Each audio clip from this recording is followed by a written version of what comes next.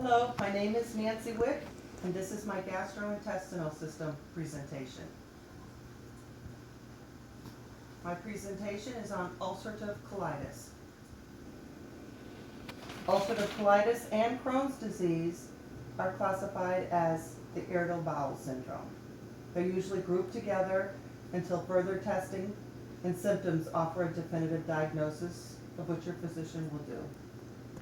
Digestive system and gastrointestinal tract, one and the same. The human digestive system is a series of organs that convert food into essential nutrients that are absorbed into the body and eliminates unused waste material. Good health is determined by the digestive system. If it should shut down, the body cannot be nourished or rid itself of waste.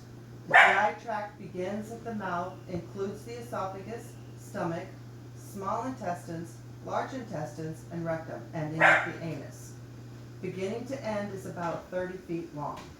Symptoms of loose stools, pain, diarrhea, or any of the other symptoms should be considered as important and reported to the physician. Ulcerative colitis is associated with genetic factors, alterations in epithelial cells, ulceration of colonic mucosa from rectum to colon, fever, malaise, stool frequency, and urgency. Diagnostic tests: having 6 to 10 bloody stools a day, lower left side abdominal cramping, colonoscopy shows edema and ulcers, barium enema shows or does not show megacolon, stool examination will show blood and mucus. The blood test will show a decrease in serum albumin due to protein loss and chronic inflammation, stool cultures. This is a picture of the gastrointestinal tract. The liver and gallbladder, pancreas, and biliary tract are organs outside the gastrointestinal or digestive system that play an important part in digestion. Risk factors: hereditary, infectious agents, autoimmunity, environmental, lifestyle factors. Occurs in adults between 15 and 30 years of age.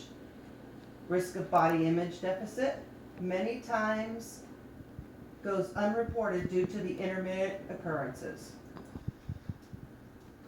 Treatment. The aim of treatment is to reduce symptoms and maintain remission. Anti-inflammatory agents are prescribed, as well as corticosteroids, immunosuppressive therapy as well.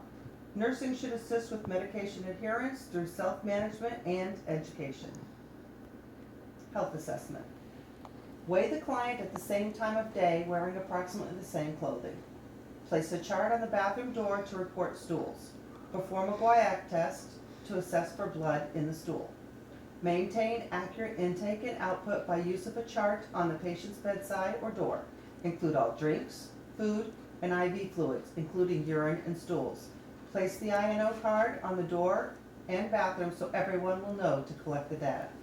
Have a health dialogue with condition, treatment options, and nutrition options with the client.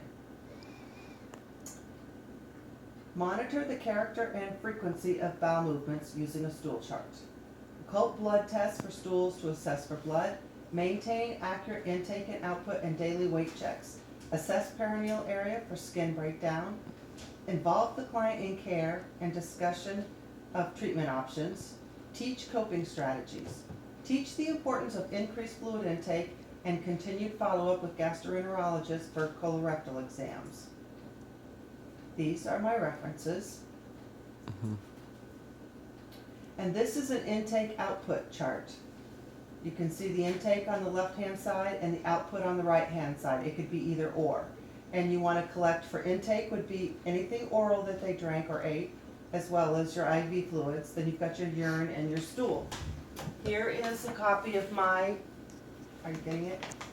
My intake and output record. And I have patients' urinal right here. And when it levels off, you take a measurement, and it's 350 milliliters. And so we're going to say it's 10 o'clock, so we go right over here, we write 350. And each time you measure it, you put it down, and at the end of the shift, you take a total. That's it. This completes my